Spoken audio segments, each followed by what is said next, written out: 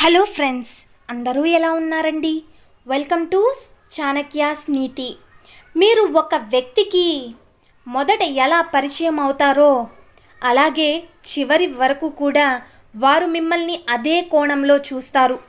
ముందు ఒద్దిగ్గా కనిపించి ఉండే కొద్దీ నువ్వుగా ఉండడం మొదలుపెట్టినా అది మీ వ్యక్తిత్వానికి భంగం కలిగిస్తుంది. అందుకే మీరు ఎవరిని కలిసినా కూడా అలాగే ఎక్కడికి వెళ్ళినా కూడా నువ్వు నీలానే ఉండు. నువ్వు నీతో ఎలా ఉంటావో ఇతరులతో కూడా అలాగే ఉండు. అప్పుడు మిమ్మల్ని ఇష్టపడిన వారు మీతో నడుస్తారు, అలాగే ఇష్టం లేని వాళ్ళు మీకు దూరంగా ఉండిపోతారు. అప్పుడు ఈ మనుషులతో మీకు ఏ సమస్యలు రావు. నిజమే కదండి? అర్థమైంది కదా? ఒకసారి మోసపోయావు అంటే అది నీ కర్మ అవుతుంది. రెండవసారి కూడా మోసపోయావు అంటే అది నీ యొక్క అమాయకత్వం అవుతుంది. కానీ మూడవసారి కూడా మోసపోతున్నావు అంటే అది ముమ్మాటికి నీ చేతకాని తనమే. అది నీ తప్పే, కేవలం నీ తప్పు మాత్రమే. ఎందుకు అంటే నీ చుట్టూ ఉండేవాళ్ళు నీ మీద విషం చిమ్ముతూ ఉన్నా కూడా ఇంకా నువ్వు వాళ్ళ చుట్టూ తిరగడం నీ అమాయకత్వం మాత్రమే కాదు, అది నీ మూర్ఖత్వం కూడా, అలాగే తెలివి తక్కువతనం కూడా. నువ్వు ప్రతిసారి మోసపోతున్నా సరే ఇంకా వారి మధ్యలోనే ఉండిపోతున్నావు అంటే నువ్వు కేవలం వారి సానుభూతి కోసం బ్రతుకుతున్నావు అని అర్థం. గుర్తుపెట్టుకో, నిన్ను వదిలేసి వెళ్ళే వాళ్ళ గురించి ఆలోచిస్తూ నువ్వేంటో వారికి చెప్పాలనే తాపత్రయంతో ఎవరికీ కూడా నీ గురించి వివరించాల్సిన పని లేదు. నువ్వేంటో, నువ్వెలా ఉంటావో అలాగే తెలిసిన వాళ్ళు మాత్రమే నీతో ఉంటారు. ఇతరులు చెప్పుడు మాటలు విని నీకు దూరమైన వాళ్ళు ఈరోజు కాకపోయినా రేపైనా కూడా నిన్ను వీడక మానరు. అలాంటి వారికి సంజాయిషులు చెప్పనాల్సిన అవసరం లేదు.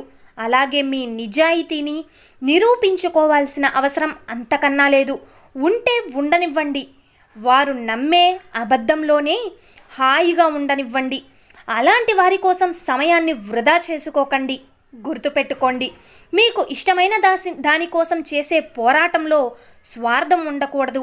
మీరు చేద్దామనుకునే పని గురించి ఏమాత్రం కూడా మీకు తికమక ఉండకూడదు. ఒక నిర్ణయంతో ఏదీ మారదని ముందుగానే నిర్ణయించుకోవాలి. చెయ్యాలి అనుకున్న దాని గురించి ఎక్కువగా ఆలోచించకండి. ఎందుకు అంటే అక్కడ పూర్తి సమయం వృధా అయిపోతుంది. ప్రతి క్షణం అలాగే నువ్వు ఆలోచించినంత బరువుగా ఏ రోజు కూడా గడవదు. మనమే దాన్ని భారంగా గడుపుతున్నాం. ఇక్కడ ఎవ్వరూ కూడా మిమ్మల్ని ఓదార్చడానికి అలాగే సిద్ధంగా ఉండరు. నిజమే కదండి? ఎవరు బాధలు వారికి ఉంటాయి. బ్రతుకు నీది, బ్రతుకు తెరువు నీది, కష్టం నీది, అలాగే కారే చెమట చుక్క కూడా నీదే. నిజమే కదండి? ఏది ఏమైనా సరే నీ ముందు కష్టం నిలబడినప్పుడు అలాగే నువ్వు మాత్రమే దాన్ని ఎదిరించాల్సి ఉంటుంది, లేకపోతే ఓడిపోవాలి. అంతేకాని చెయ్యి పట్టుకుని నిన్ను ఆ కష్టాల కడల్ని ఎవ్వరూ కూడా దాటించడానికి సిద్ధంగా ఉండరు కదా. ఇది జగమెరిగిన సత్యం. నిజమే కదండి? చేత కానివాడు చేతల్లో కాకుండా అసూయతో తన వంకర బుద్ధిని వెళ్ళగొడుతూ ఉంటాడు.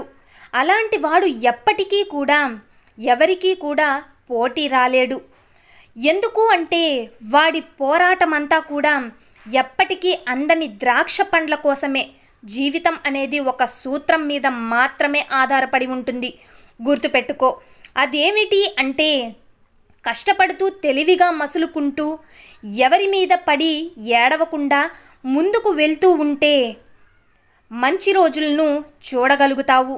లేదంటే దరిద్రాన్ని మూట కట్టుకుని అక్కడే ఆ కక్కుర్తిలోనే మిగిలిపోతావు. నిజమే కదండి? సో చూశారు కదండి ఇవాల్టి వీడియో. ఈ వీడియో మీకు నచ్చిందనే అనుకుంటున్నాను. నచ్చితే చిన్న లైక్ చేయండి. అలాగే మన ఛానల్ ఎవరైనా స్టార్టింగ్ చూస్తున్నట్లయితే సబ్స్క్రైబ్ చేసుకోండి. అలాగే ఇలాంటి చాణక్య నీతి మోటివేషనల్ వీడియోస్ మరిన్ని మీకు నోటిఫికేషన్ రూపంలో రావాలి అంటే పక్కనున్న బెల్ సింబల్ని క్లిక్ చేయడం మర్చిపోవద్దండి. నేను పెట్టే ప్రతి వీడియో మీకు నోటిఫికేషన్ రూపంలో చకచకా వచ్చేస్తుంది.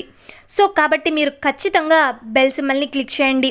వీడియో నచ్చితే లైక్ చేయడం మర్చిపోవద్దు. అలాగే ఈ వీడియో లైక్ చేయడం వల్ల మరికొందరికి ఇది ఈజీగా స్ప్రెడ్ అవుతుంది. చాణక్య నీతి చాణక్యుల వారు మనకి సంబంధించిన జీవిత పాఠాలు ఎన్నో నేర్పారు. మరి ఇలాంటి వీడియోస్ అన్నీ కూడా మన ఛానల్లో అందుబాటులో ఉంటాయి. Thank you for watching friends. రేపటి వీడియోలో చాణక్యుల వారు మన జీవితాలకు సంబంధించింది ఏం సూక్తిని ఇవ్వబోతున్నారు అన్నది రేపటి వీడియోలో అయితే తెలుసుకుందాం.